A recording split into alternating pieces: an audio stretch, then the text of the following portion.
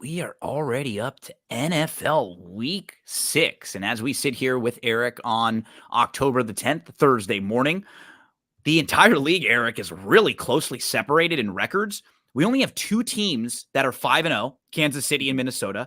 We only have two teams that are 4-1, Houston and Washington. And we don't have any teams that are winless now. So everybody in the league is basically 3-2, 2-1, 1-4. We have 11 teams that have 3 wins, 10 teams that have 2 wins, and 7 teams that have 1 win. Everybody's right in that range. We just haven't seen a whole lot of separation right now. For us as fans and as gamblers, that's kind of fun when there's parity. I mean, last week, I was on the bad end of it. There were 5 games that had game-winning scores in the final 2 minutes of regulation or overtime. 8 games determined by 1 score there. And we had a good scoring week last week. We had the game of so far this year where there's been the most combined points, the most total yards, and the most passing touchdowns in a game. So we're seeing offenses now start to get a little bit more fluid. A lot of times early in the seasons, the defenses can be ahead if the offenses aren't quite ready, especially if they're not playing in these preseason games. They're just not quite. They're still working out a lot of the reps that they haven't gotten. So we're coming off of a really bad performance for Josh Allen and a really good one for Trevor Lawrence. They were kind of the high quarterback and the low quarterback of the week. Erik, let's get into Thursday night football. We have Seahawks and the 49ers. This is a really important divisional game because when you look at the 49ers right now, I know we can make legitimate excuses for them. They are dealing with a ton of injuries, but as they sit right now, they have blown a 10-point lead twice in the last 3 weeks. And they're 0-2 in the division. They're 0-3 in the conference. And here's their schedule coming up, starting with this Thursday night game. At Seattle, Kansas City, Dallas, at Tampa, Seattle again, at Green Bay, at Buffalo. That's 7 games in a row that you could lose any one of those 7. Yeah, I mean, it's kind of crazy when you kind of look at what they've done. There's really no excuse for them to be the way they are. Granted, last week they did lose their kicker, which kind of made that game go a little bit off skew. When looking at this game, a couple trends really stood out to me. On Thursday night, divisional home dogs, 3 to 9.5, that have a winning percentage of 4 or better, are 0-10, 0-10-2 ATS. Ooh. Okay. Thursday night matchups, the away favorite with a losing record versus a home dog with a winning record, 12-3-1 since 2011. Niners are 2-3, Seattle's 3-2. So there's kind of some trends that Purdy, anything when it's 4 or lower, he's been a covering machine. Road favorites are 56% on Thursday night. Looking at PFF power rated grades, even though they're 2-3, the Niners are the top rated team. Yeah. They were insanely unlucky last week, blowing a 13-point lead. Seattle got manhandled by the Giants, losing the point of attack. Giants just dominated. What's funny, both of these teams probably could have gotten beat by more in their games. They both actually got huge turnovers that kind of flipped the game. The 49ers blocked a kick when early in the game when Arizona was going in to tie it. So instead of being 13-13, all of a sudden the 49ers are up 20-10 and Arizona had to come all the way back. It might've been even worse in the Giants game because the Giants were going in to score a touchdown and Seattle gets a fumble and runs it all the way back. And even with that almost 14-point swing, they still got their butts kicked. It's just crazy. Just the Giants manhandled them, especially with time of possession. Without Neighbors, without Singletary. Which speaks to how much Dable's kind of scheming some stuff up. In terms of this game, the big question is the Niners, per PFF, are really bad defending the run. Is Seattle, who's one of the better run teams, going to be able to take advantage of it? With how their offensive line struggling too, right? With how the game played out, though, they kind of got a way of running Kenneth Walker. DK Metcalf, 2.5 receptions a game with only 42 yards per game. San Francisco's pretty good defending outside wide receivers. It's the inside wide receivers they struggle with. In terms of this game, it's pretty simple to me. I just did Kittle over the 47.5 yards receiving. averaged 92.5 yards the last 4 games, ran 34 routes, playing 58 snaps. Last week, he's gone 4 of 40 every game this year. He scored a touchdown in the last 3. The last game against Seattle, he had 3 for 76. With the way Seattle struggles defending the middle of the field, it just makes sense for me. Yeah, this is a tough one for me sidewise because I feel like if you, again, to your head, you have to pick one side. I'm probably going to lean Seattle with the plus more than the field goal at home. But I've not been impressed with them recently. I think they beat up on some inferior opponents. The thing I would lean on here is Walker, as you were pointing out. 15 of the first 17 offensive plays last week were dropbacks. They have to have Walker double-digit carries every game. He only had 5 carries last week. That can't ever happen, this team. He's always got to have 15 or 20 touches. Let's move along, Eric, to Sunday. London, we've got the Jacksonville Jags playing the Bears. I locked this one in, the Jags slightly on the money line and plus the 2. It is down to 1.5 now. I just feel like this week, the real narrative coming into the week was the rookie quarterbacks. They're awesome. We saw Daniels last week look really good again. We saw Caleb finally have a big kind of breakout game. It was against a bad Panthers defense. Bo Nix has won a few games. Now all of a sudden, that's the talking point. These rookie quarterbacks, you start to dive into it. They've succeeded against bad offenses. I think this is in this week and in the next few weeks, it's probably going to be a come to terms moments for some of these rookies where we now have more film on them. These defenses are going to adjust to them a little bit. And these veteran pros, they don't like it when these rookies come out here and are all over the place and everyone's talking about them. They want to make life difficult for guys like Caleb and Jalen. So I just think it's a really good spot for a Jags team that's better than their record overall. They were able to run the ball a little bit last week with Bigsby, and this was by far the best Trevor Lawrence game. In fact, Trevor Lawrence had a 97.1% catchable throw rate. That is the single best performance by any quarterback on any team since 2021 when fantasy data started tracking that kind of data. So he, in a game where he needed to step up and bounce back, he did. And then you have all the factors of the London, a rookie quarterback, a young team, a young staff going to London versus this Jags team. They've done this how many times, Eric? They know what the routine is. They know exactly what to expect. Kind of like him in this spot. Yeah, I locked him in. I got him at 2.5. When we look at it, I think both these coaches are idiots. I'm not going to lie. I agree. Peterson's been awful. Peterson's been here before. This is his 5th trip to London. He knows what to expect. You have a young team with the Bears coming off a shockingly dominant win against a coach who's basically a lame duck in Eberflus. Do we really trust Williams laying points? The Bears' offensive line, are they going to be able to protect Williams against Allen and crew? Will the Bears be able to stop the run? They're 30th DVOA defending the run, averaging 121 yards per game. Chuba Hubbard was eating on them last week. He was averaging over 10 yards a rush, and I have no idea why after that first drive they got away from running with him. Bigsby and Etienne are proving to be that thunder and lightning combo that we talked about a couple years ago. That's what it should have been with Robinson and Etienne. Lawrence is insanely good after a win, 57% ATS. Evan Ingram could be coming back. That's going to give another pass weapon to Lawrence. Christian Kirk, I think, is in line to have a good game. Brian Thomas Jr. is going to be shadowed by Jalen Johnson. This is going to open up the middle of the field where Kirk lives. He's averaging 8 targets a game his last 3 weeks. I'm not this high on this Bears team. When you look at their body of work, I mean, could have lost to the Titans, could have lost to the Rams. They've beat a couple of teams they were supposed to beat. They have no real impressive wins. Like, we can do 2 things. We can give guys credit for when they have a nice game. Caleb Williams, he looked the best he'd looked so far. He was very good against the blitz, 17 of 19. Like, he is stepping forward. His QBR is looking better. You can see the way when you're watching the film, he's processing things better. He's seeing things more ahead of time.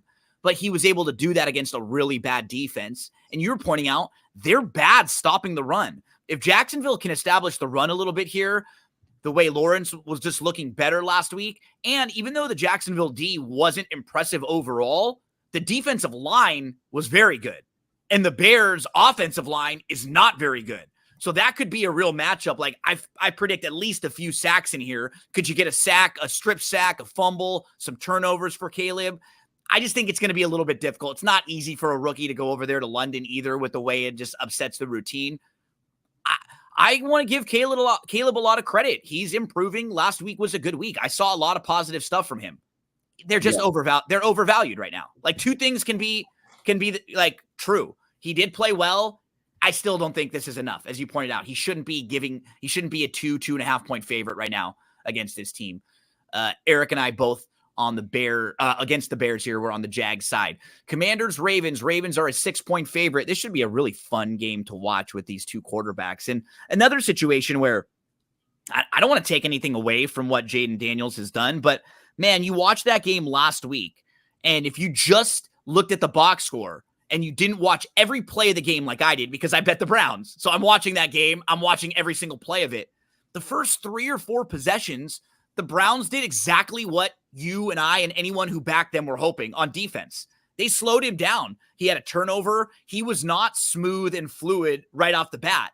The problem was that the Browns offense could do nothing over and over and over again. You keep giving a team the ball back over and over and over again, they're going to score eventually. Like you just can't expect the defensive players to step up with that level. I keep wanting to find the spot to play against Washington. The problem is this really doesn't feel like the spot, Erik, because they're a 6-point dog. I kind of wanted to play against the Ravens this week too, because the Ravens, they got very lucky last week. They were down by 10 with 6 minutes left to go in the game. They come back and win.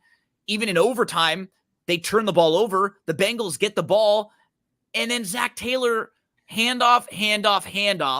Don't even try to move it at all and kick a 53-yard field goal that you end up missing in a game when Burrow is lighting it up. You don't even put it in Burrow's hands for a short pass. You can't get a 5 or 6 yard out to Burrow to chase to move you a little closer for the field goal. So I don't know if Baltimore really should have won that game, if not for some of the really, really poor decisions by Zach Taylor, who you've kind of been harping on for a while. How good a coach really is he?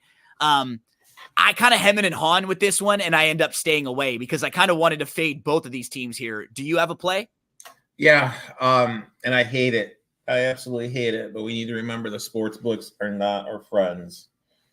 I took the Ravens minus 6.5. Why? I don't. Yeah, like I don't think real sticky number. You don't play like this often. I can't remember the last time you've given out a game or you've said a spot like this. I almost did the same thing. The last time I played a number like this was when the Ravens. It was kind of the same scenario last year when the Ravens played the Lions and the Ravens were laying 3.5, 4. It just comes to feel there's a team at the beginning of the year that's getting a lot of steam. It's coming soon. This number over all these key numbers. Why isn't this number 4? Why isn't this number 5? It's 6.5, and it has not moved. The blowout's coming soon for Washington. Like he's been awesome. He's been good. Minus 280 to win Rookie of the Year. The fifth favorite, best odds or whatever, however you want to word it, to win the MVP. Commanders are going to be the biggest public dog of the day. They're going to be one of the biggest public sides this season with this number. Overall defensive DVOA, they're 24th, 30th defending the pass, 18th defending the run. They're not going to be able to stop Lamar here. Yeah, PFF has them 8th worst defense, 14th worst defending the run, and this is the real stat, 14th worst tackling team. Now they're going against a Baltimore team that leads the league in rushing, has a top rushing attack per DVOA, the 6th best passing attack per PFF. How is this Commanders team, who I think has one of the worst secondaries in the league? Terrible defensively. Some stops. I really feel the reason their defense has looked better than it actually is their offense has been just getting off to these great starts, and that forces these teams to throw the ball so the defense one-dimensional. They know what you're doing. You need to remember that there was this play early on in the game. Commanders were driving. It was 10-3. Daniels went to pass, threw it. Awful pass. Denzel Ward, right in his chest, dropped it. That flipped the game from being 10-10 because there's literally no one in front of Ward. That's a pick 6. That flipped it from 10-10 to 17-3. So that was kind of a big flip there. The Ravens are going to be able to move the ball on the ground. Also, if they get down, the one thing that Harbaugh has shown is he'll still run the ball when he's down, fading teams with a winning record in week 5 that are covering by 5 or more points is winning at 58% the last 20 years. NFC teams historically have struggled with Lamar. I hate it. I absolutely hate it. But I'm taking the Ravens -6.5. Yeah, on my picks pool, I'm going to be on the Ravens side too. The only thing that scares me about it is like the backdoor possibility. But one of these weeks, Washington's going to get beat by 30. It's coming soon, and they may still be a good team at the end of the year. But you're going to have that week. That same way. Trey lost what? 38-6 last year for the Ravens. It's going to happen soon, and it just when everything sort of all of the bad bounces come together. Maybe it's this week against the Ravens. Erik and I will both kind of lean that way. Erik's definitely on the Ravens side. Yeah, got it locked in, and I hate it. I hate it. Beautiful. Let's get to our next one. We've got Arizona at Green Bay. This one was a strange game for me, kind of trying to handicap this one, Erik, because you have the Packers, who Love still looks like he's working his way back to 100% health. They get a win last week. I don't know how impressed I was with that win. They had an awful pick 6 in the first half. They were much better in the second half. They've been leaning more on Kraft. Reed, just the 6th player to have 400 receiving yards and 100 rushing yards in the first 5 games of a season. Kind of a sneaky statistic there. McKinney, he's had another interception. That's 5 games in a row for them. And the Cardinals, they beat the 49ers. They just score 14 straight in the second half to come from behind. 5 minutes left to go in the first half. They're about to kick a field goal. I just pointed this out earlier. And the field goal gets blocked and returned for a touchdown. So instead of being tied at 13, all of a sudden they're down by 10. Their defense really stepped up in the second half. They shut out San Francisco, created a couple turnovers, and the run game opened up. That's the key for them because they are kind of like a miniature version of what Baltimore's got going with Lamar and Derrick Henry. Connor is really good and really underrated. And when he's running well and when Murray's running well, I mean, they had a game last week where Kyler had 83 yards rushing and Connor has 86 yards rushing. When you have 2 guys that are running that well, it really helps. I'm going back and forth with this one. I don't think I'm on the Packers side for sure. I'm just not sure if the number is right for me to jump in on Arizona with both these teams coming off a win. I lean more the Arizona side. How about you in this game?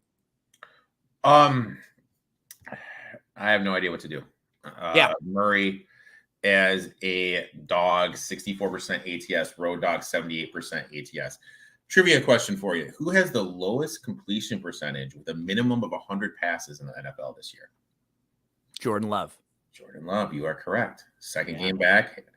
Will he look a little bit better? Most would say a letdown spot for the Cards. Here, the teams coming off a win as a road dog in a divisional game, 60% against the number. That kind of stood out to me a little bit. I wasn't expecting that at all. Weakness of this Packers defense is obviously defending the run. Are they going to be able to stop Connors and Murray? As you talked about, they're giving up 114 yards per game. What's going on with Romeo Doubs? I mean, just, hey, I don't want to be here. Now I'm suspended. That's weird. That was a little weird. Cards give up the 5th most rushing yards, 29th DVOA defending the pass. Are they going to be able to stop Josh Jacobs or Jordan Love? I really don't know. I kind of feel like this is kind of a game that there's going to be a lot of DFS value, and it's going to be from guys like Wilkes or Wilson, kind of like those second tier guys. We can kind of look to get a little DFS value because I think this game is going to be a high scoring game. I think there's going to be a lot of points scored. So in DFS, when I build my teams, I'm going to be looking for them. But in terms of like betting perspective, this is a game I just really don't know what to do. And because of that, I'm not going to do anything. Yep. I'm the same way here. Texans at the Patriots. Drake May is going to be starting for New England. They were 7-point underdog at home. It's now drifting down to 6.5. I mean, this feels like the spot that as a gambler, you have to play the Patriots. What really concerns me though, Erik, is just like the spot Patriots. The actual handicapping of the game terrifies me because where the Texans have been really strong this year is they've been leaning on their defense, and in particular, their defensive line. They're 3rd in DVOA. They're very good against the pass. They're very good against the run. Offensively, they haven't been great. They're 4-1 with a negative 12-point differential. The Texans. That's nuts. And they're not that good. There was a really weird ending to the game last week against the Bills. That was one of those games I'm telling you I was on the wrong side of, where the Bills have the ball the end of the game. All they got to do is punt and then just play for overtime. But I mean, like, it was hard. In fairness, with all three timeouts, and that's the thing. So like, I've seen a lot of people get critical. The difference between what happened and what could have happened, maybe 6 or 7 seconds and a few more yards. So we're not talking about way different, but you still probably want to. And we don't know, they may have got a first down. You know, a lot of things could have happened. And the different and the pot, like when I can see it is Josh Allen is one of those few quarterbacks that can go the length of the field quickly or immediately get you into field goal range on 1 or 2 plays. So I understand why, as a coach, you feel like, hey, I'm not playing for overtime. I'm playing to try to win this game. My counter to myself would be Josh Allen was awful. That was Allen was concussed. Yeah. And like, he was bad. He was hurt. And he was not hitting receivers. The receivers weren't getting open. It was just a combination of everything. What really worries me is the Patriots' offensive line is terrible. They have no playmakers, and Drake May could be in a really bad spot. I'm just going to stay away because of that. In my picks pool, I have to pick every game. I'm still going to go to the Patriots. But man, like, there are versions of this game where the Patriots don't move the ball at all. Drake May is getting sacked, fumble, turnover repeatedly. But he can move the ball with his legs, probably way better than Brissett. Probably keep him out of a few extra sacks. Yeah, I can't get there with the handicap of the game. I can get there with the number. Talk to us about this one. Yeah, I played I gave this one out on my Tuesday show, Patriots +7. Backup quarterbacks making their first start, 55% ATS. Stroud as a favorite, 31% as a road favorite, down to 25. On the road in general, he's only 44% against the number. Home underdogs last 10 years in the month of October and September. Why is that important? This is when the season's just starting. This isn't when guys are resting. Guys are quote unquote hurt. They're pulling guys so that way they don't have to pay them money in case they get hurt. Their contracts are guaranteed. Home underdogs the last 10 years, beginning October, September, 59% against the number. Last 20 years, getting 6 or more, 56%. Last 10 years, 58%. Stroud has just struggled on the road. Completion percentage down 4 points. Yards, lower. Excuse me. Everything, passing yards per completion down 1.5 yards, 80 yards less per game, a worse TD to INT ratio, quarterback ranking 15 points less on the road. Houston is the 13th worst team defending the run per PFF. They're allowing 142 yards per game. They allowed 150 last week to the Bills. This offense is still going to run through Stevenson, so it's going to be on him to keep the ball going on the ground. May is going to be able to extend plays. Obviously, Nico Collins is on the IR. When we look, I was listening to something this morning. Someone sent me on Twitter all these stats. When you look, it's like an observant of number of Stroud's production has gone to Nico Collins. And we saw it in the second half when Nico Collins is out, that offense is kind of sputtered. And now these last couple of games without Joe Mixon, since Slowick runs this heavy run-centric first and second down offense, and you don't have Joe Mixon, they can't put behind the sticks and you're forcing the pass. Now you're passing where you don't have the camaraderie or whatever word with Diggs. Chemistry, chemistry. Now there's no Nico Collins. Tank Dell still isn't 100%. He's a little bit banged up. I look at this luck factor rankings. Texans have been the luckiest team this year. They're going to kind of do for some regression. I think this is the game. To me, this just has all of it. And I see a schematic matchup with the whole of the Texans in their struggles producing offense with no Nico Collins. And even if Mixon comes back a little banged up, and they can be run on, and that's what the Patriots are going to look to do and make and extend plays. So I took the Patriots +7. This is the game where these are the types of games that are the hardest for me as the gambler versus like the analyzing the NFL game, because there's no way I would bet the Texans at this number. It's just, in watching everything we've seen from the Patriots, I don't know how they're going to move the ball. I really don't. Like Drake, I'm worried about think Drake they're going to May. be able to run on him. I really do. I really think Stevenson's going to be able to game, because as good as Anderson and even Hunter is, I don't want to say advanced age because I turn his age tomorrow, but I think they're going to be able to run the ball on him. You know what I mean? Like, well, they have to, because I just that's the concern is the Texans defense. The defense of the Texans, I think, is their strength. Everything you're saying about Stroud and the offense, I completely agree with you. And I don't think this team is that good overall. I'm just so worried about mainly the Patriots offensive line. I think that's my biggest concern with this game is, can that line hold up a little bit for them to run the ball, for them to move the ball at all? I like Drake May versus Brissett skills-wise. I wish we would have gotten Drake May in the game against Miami, because that would have been an easier spot to start for him and get some of the rust off. I'll end up being on the Patriots side here. It's just going to be one of those ones where it's like, it won't shock me if they get beat by 30, but this is absolutely one of the games where I looked right at thinking, God, the Texans should not be favored by this much. It's just, is this the team that can kind of take advantage of it? It's kind of what I was saying with Washington. Like, I'm waiting for the game with the Texans, kind of like what we saw against the Vikings, where they just get beat up and everything comes back to life for them. I'm not sure if this is quite the spot yet, but another point, the big dogs this year have been incredible. The big dogs have been, this is another one. All of the big dogs have been really, really good. Let's move, Eric, to our next game, Tampa at the Saints. Do we have Spencer Rattler?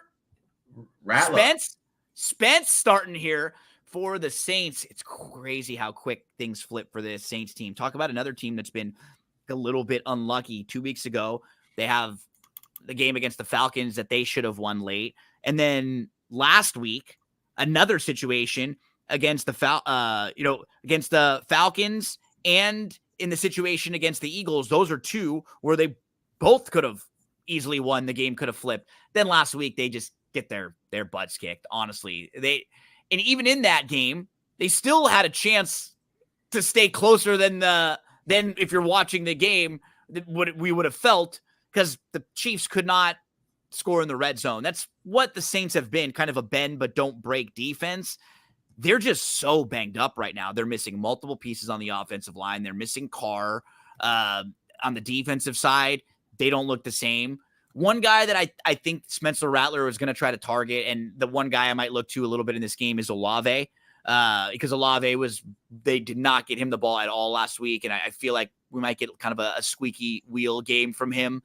Tampa being favored by 3.5 on the road, I don't love either. But again, this is another spot where everything in my being says you have to take the Saints here. The problem is, watching these games, watching the film football-wise, the Saints' offensive line was miserable last week. But did that have more to do with KC or with them? Maybe a combo. Maybe a combo. But now you're going to have a brand new starting quarterback with that offensive line. And he has more ability to scramble, but just your first career start, right? And that's where I'm kind of going back and forth. And when I say that, I would never play Tampa leaning it. It's just, can I get myself enough to play New Orleans here? And my only counter to what you said is, like, you kind of have to look at the way the Saints want to do it. The Saints run an outside zone scheme. Everything's to the outside. And that's where the strength of the defensive line of the Chiefs are. The outside, the interior is insanely weak. Now, when you look at the Bucs, it's the flip side. The Bucs are very strong in the interior. It's the outside edges where they're a little bit weaker. When we look at this, Mayfield, road favorite, 35%. Bulls, road favorite, 46%. Favorite in general, 43%. Mayfield, extended rest, Most quarterbacks get better when they get to rest more. Mayfield down to 37% ATS.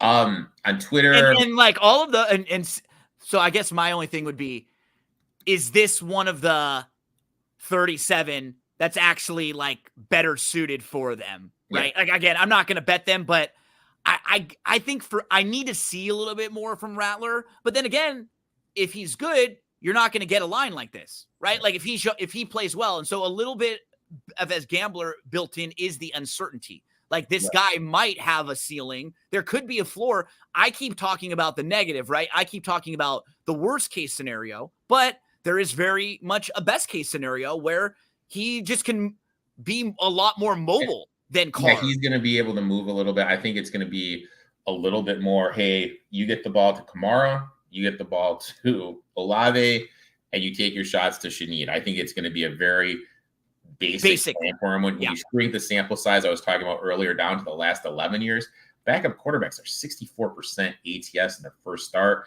I know people are getting a lot of flack to the Saints on that fourth down call where the Chiefs brought the blitz, Carr threw it deep. That ball should be caught. That ball was literally at Tapone's hands. I mean, that was one of the best passes that was dropped probably all year, that throw fourth down, fourth quarter when Carr was on his back foot and threw it up in the air. I really think you mentioned it, Olave. I think this is a huge Olave game. Bucks give up the 5th most yards per game to opposing wide receivers. I think he's going to be targeted a lot. He's not going to have McDuffie, so this is going to be a coverage downgrade that he's going against. A run defense to the outside downgrade. I think the Saints are going to be able to move the ball. You get a home divisional dog over this key number of 3. I got the Saints. I bet the Saints at +3.5. Yeah, this next game's another one. These are the games where it's the gambler versus the NFL analyst in you, right? Where you're watching some things on the field and you're going, man, Erik, I could do a full podcast about the negative stuff on the Browns right now. Literally, I could go through an entire hour with you talking about Deshaun Watson, how bad they've been. There have been 621 quarterbacks who started the first 5 games of any season since 2000. His EPA per pass play out of 621, he's ranked number 618. That is nuts. Out of every Browns quarterback since 2000 that started the first 5 games of the season, he has the first and the second worst EPA of any of them. Think about all the bad Browns quarterback. He's been worse than all of them that we've seen based on the numbers, based on the metrics. But because of that, this team is at their lowest point. Everybody's asking Stefanski if they're going to bench him.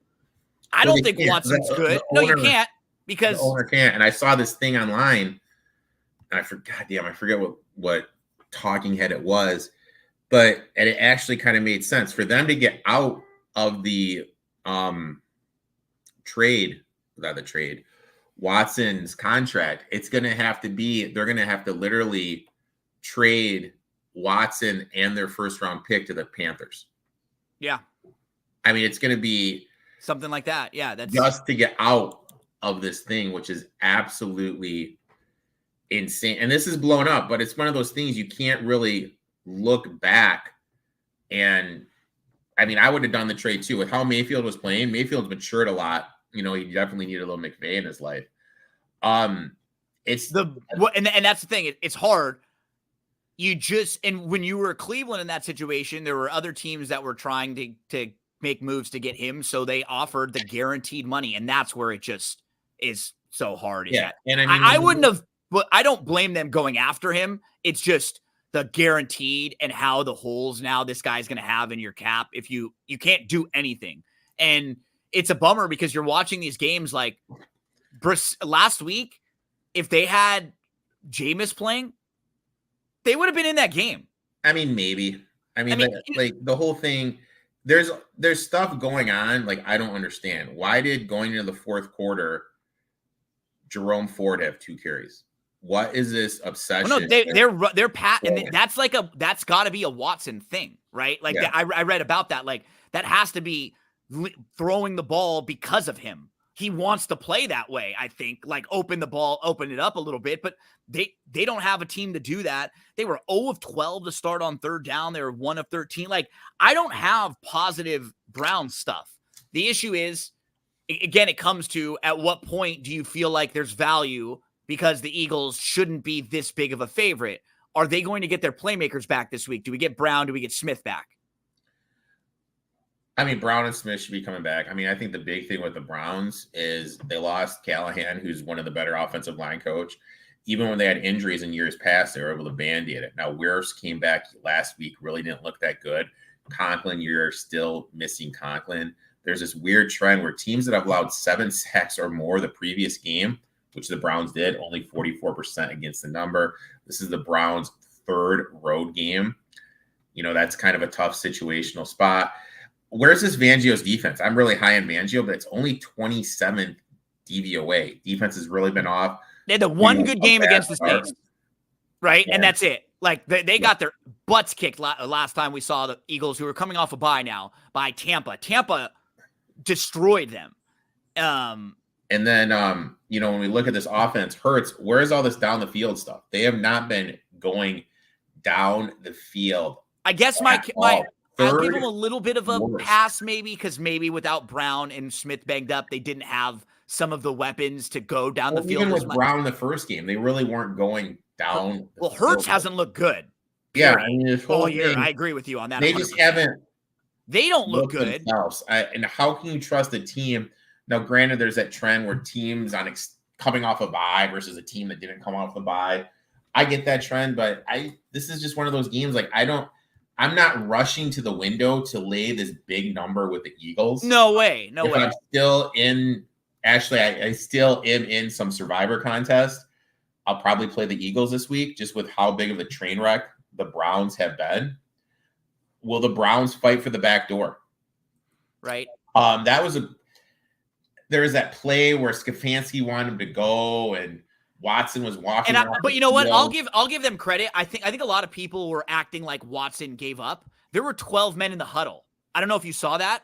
And Watson was actually telling him, hey, look, they took the penalty and they took the 5 yards instead of wasting a timeout.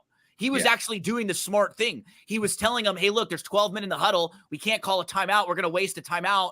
Let's just take the 5 yards. So this is kind of what you were saying too. Like, everybody wants to pile on Watson. So even when there are things that are not his fault, they're blaming him for those. The key thing is like, there has to be a good relationship between your QB and your coach. And there's not. Obvious right now.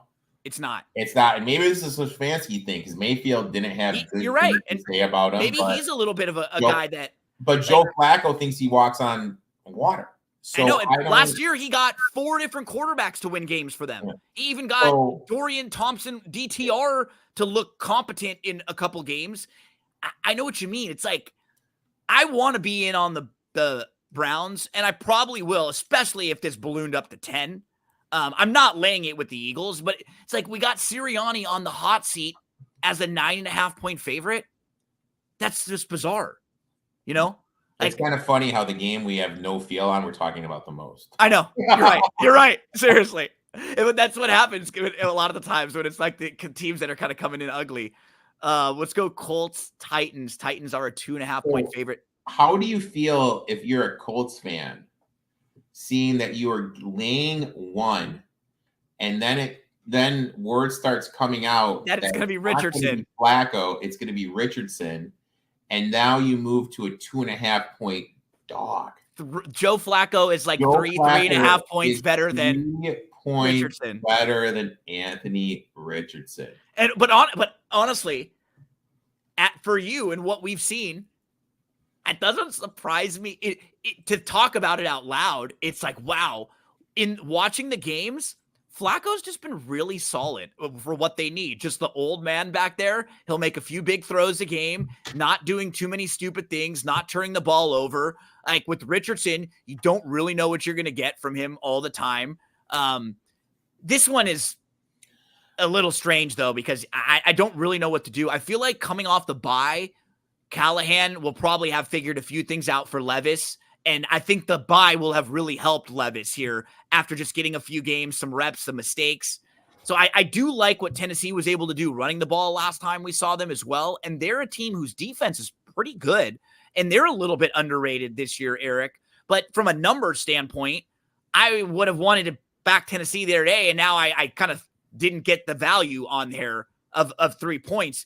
The value is probably in Indianapolis right now. Can you get there with Richardson starting? No, I just staying away. Get there at all. Me too. I'm trying to pull it up because usually when we're recording these on Thursday afternoon is when these player props usually tend to drop. The player prop that I'm going to be interested in is I'm going to be interested in I'm going to be interested in Calvin Ridley, looking at his receiving prop over. The Colts give up 180.2 yards per game to opposing wide receivers. That is the 4th most in the league. They run a lot of high cover 3, which opens up a lot of the stuff.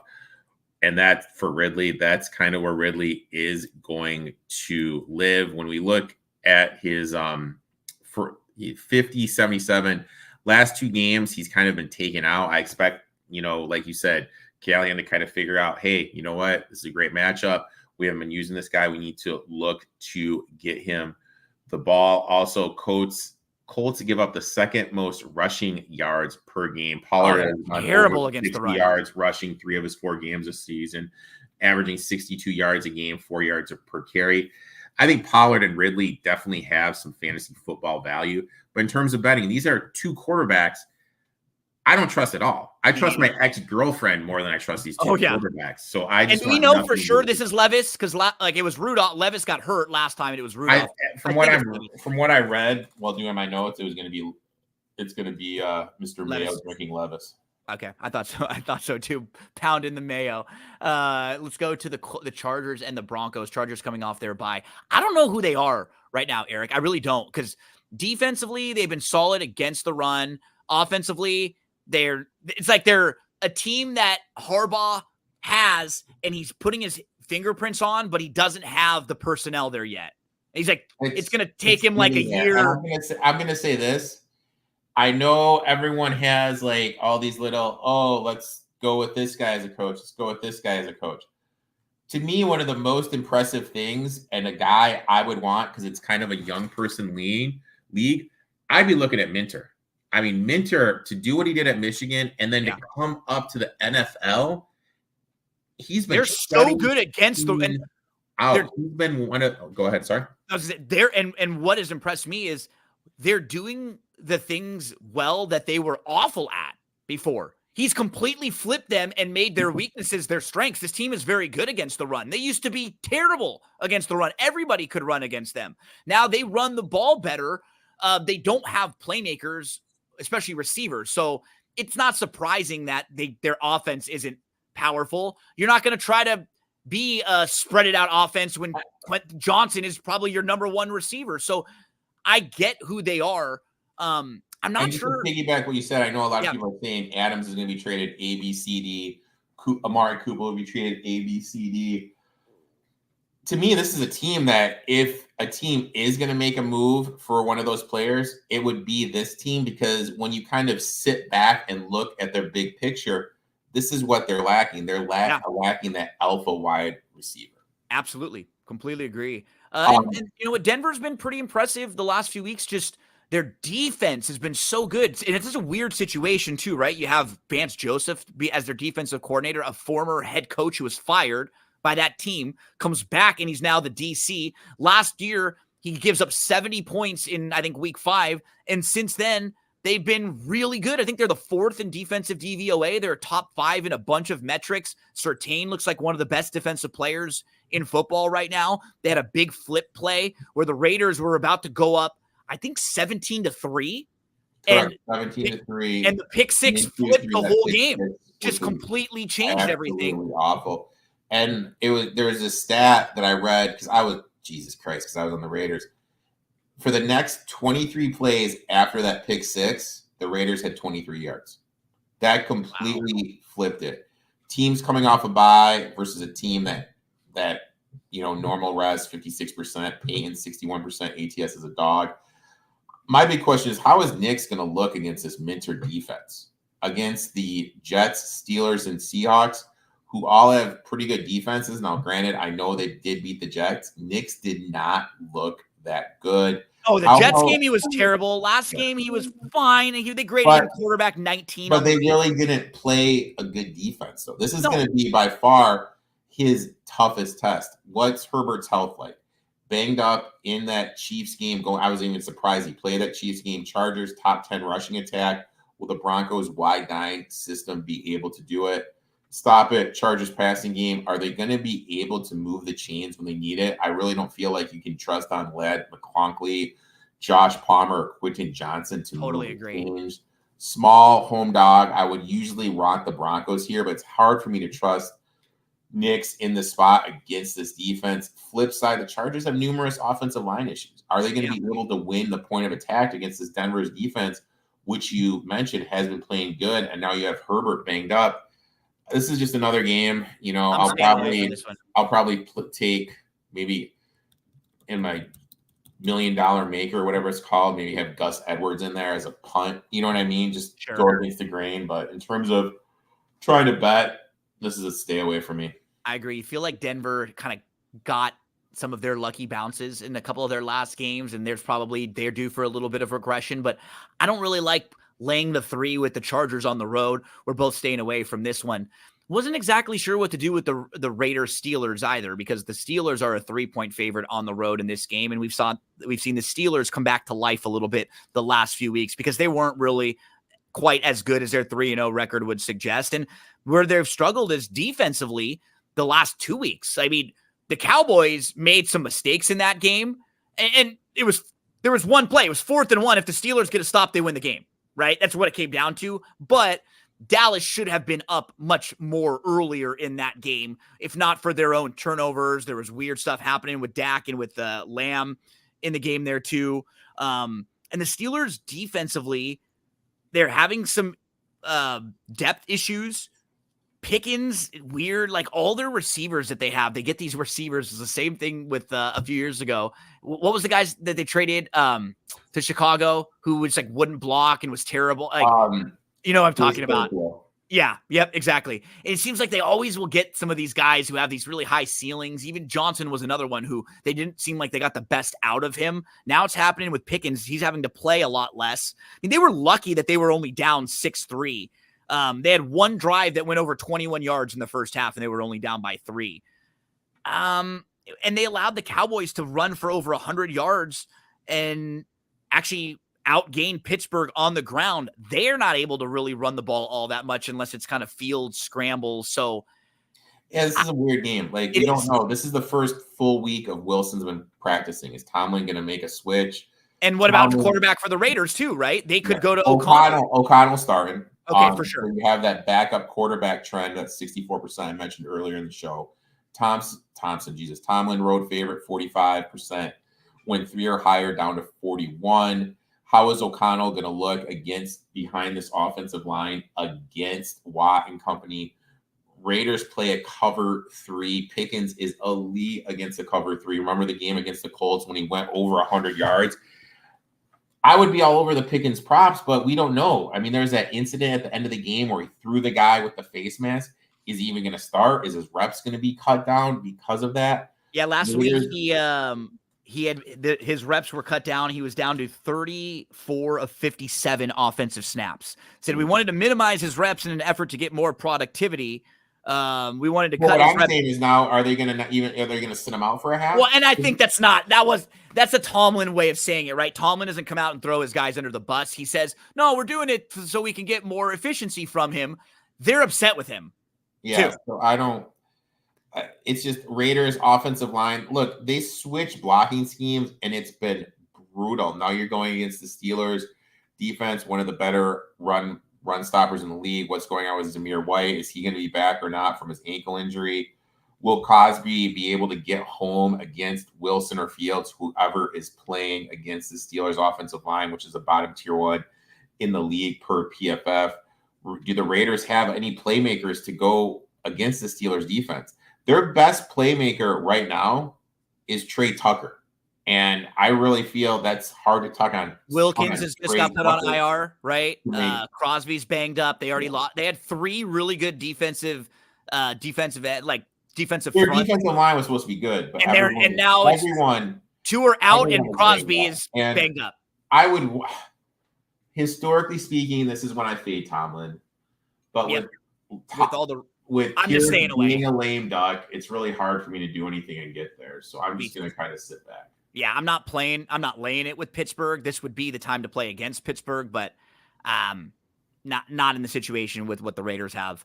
Falcons, Panthers. Panthers got beat up last week by the Bears, but the Falcons are extremely lucky. They're 3-2 when they really should be 1-4, and their win probably should have been against the Chiefs when they lost to the Chiefs, and they should have lost their other 4 games.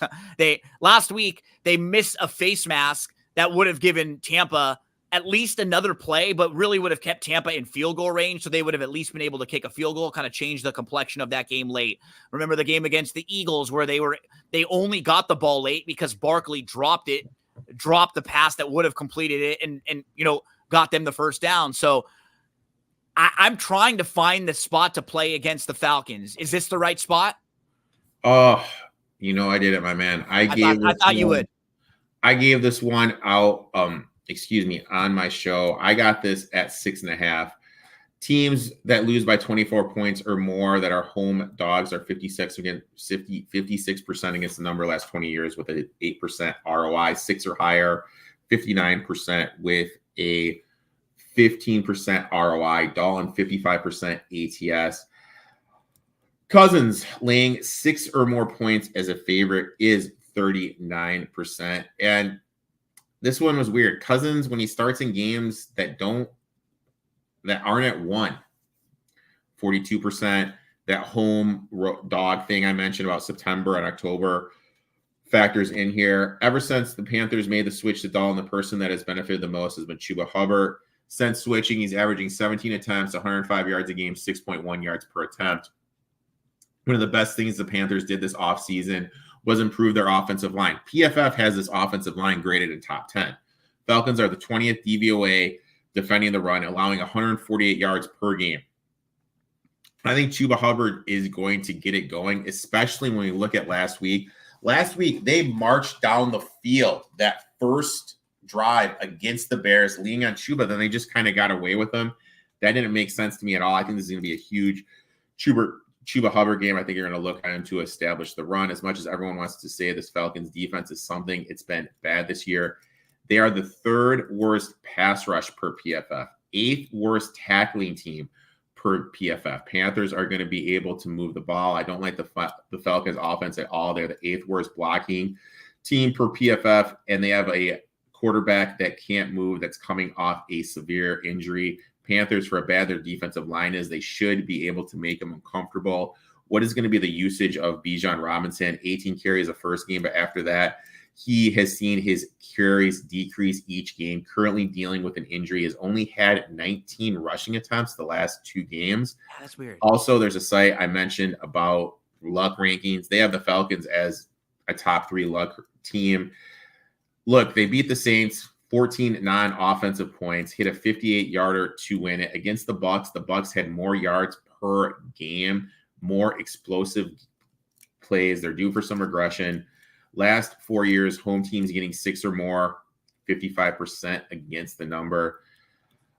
What I look at and the trends and kind of the matchups of like how each team wants to play, there's a clear advantage with the Panthers' run game against the Falcons' rush defense. So I'm going to take the Panthers here. I'm going to take them at plus 6.5. I just think this is way too much for a team like the Falcons to be laying. And you just can kind of feel it sometimes too with the way teams are trending. Like Panthers got the big win when Bryce Young got benched, and everything went well for them in that game when Dalton came in. And then they regressed the next week. Yeah. And now you feel like they'll kind of move back to where they are and even out a little bit. Mm-hmm. So I'm with you. I'm on the Panthers side. Just to give everybody a heads up, the last few games we're going to go through really quick. But keep in mind, you can come hang out with us on Sunday morning at 11 a.m. Eastern time. We'll get in a little more in depth in the previews for those games. I just have to go pick up my. Yeah, I'm talking too much. I'm sorry. Man. No. It's not you. It's me. We normally go about an hour, 15, hour 20. I just have it's parent conference and back to school day today at Milo school. So he's only got a half day. We pick him up early. Our schedules are all different. So we'll quick hit the next 3 games real quick. But remember, 11 o'clock a.m., come hang out right here in the YouTube channel on mine or on Eric's for NFL Betting Blitz on Sunday. Cowboys, Lions, Eric. This was a rematch from last year where your Lions got screwed on that really bad call at the end of the game. They're a 3-point favorite on the road facing a Cowboys team that got a little lucky, a game they should have dominated, but they were able to beat the Steelers late. Your Lions coming off the bye. What do we do here? I mean, I'll just make this. I'm seeing this one out. I really don't trust the Lions to cover a number on the road that's over 3. They're 18th.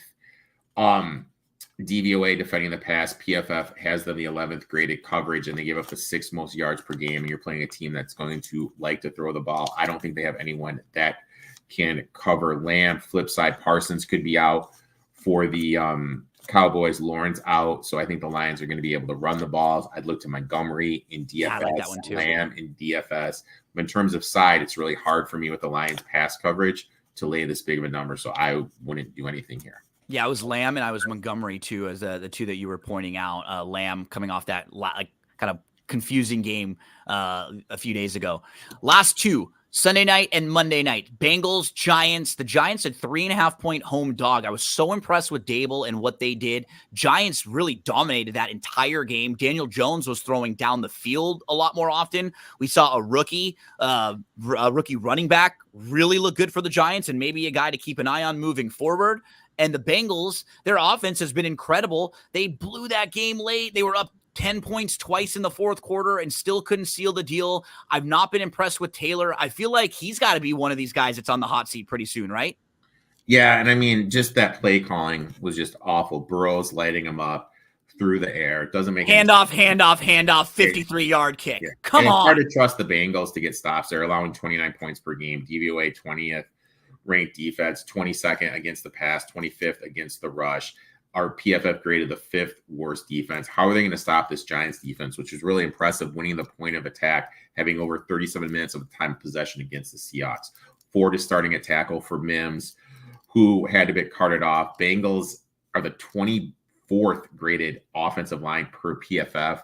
Giants have a good defensive line. Are they going to be able to protect Burrow? I don't know what to do. I have no idea what to do. We don't know what's going on with Neighbors. We don't know what's going on with Singletary. I kind of want to take the Giants here plus the 3.5, but I kind of feel like this could be a letdown spot. I know, because they had everything went so well for them last week. Such a big win. Are they going to let down? But then you kind of, Eric, look at their overall body of work. Look at their losses. So now week 1, they lost to the Vikings. We all thought that was bad, but you know what? That's week 1 against a Brian Flores defense that might be the best defense in the league. And their other losses, they lost to the Washington Commanders when they didn't have a kicker. Remember, their kicker got hurt. Yeah, if they have a kicker, they win that game, and they lose to Dallas when they should have beat Dallas too. Jones missed a couple wide open guys. They could have 4 wins, this team. You know what? They're a little better overall than the reputation of them is, you know? The big matchup is this. It's Banks against Chase. Now, 4 for 55 for most wide receivers is going to be a good game. But that's what Banks allowed DK Metcalf to have. When you allow DK Metcalf to only have 4 catches for 55 yards, you're doing work as a DB. Is he going to be able to replicate that performance against Chase? To me, this is another thing. I just don't want anything to do with it. I have a lot of questions, both sides. Maybe I'll look to play some props with how bad the Bengals defense is. To me, as long as Jamar Chase's props are in the mid 80s, I think it'd just be an auto bet with the over, but I'm not doing anything in this game as of now. Leaning Giants, but I'm kind of with you. It's one that feels a little easy. Last game, Monday Night Football, Bills, Jets. Eric, do we get the fired coach bump? I think we get the fired coach bump. I'm going to do it. Last 20 years, coaches that have fired their coach the next week are 58% ATS. Whoever made the Jets schedule needs to be I don't know. But when you look at it, Monday Night Football week 1, week 3, Thursday Night Football week 5, London. Not That's easy. A lot of stuff going on.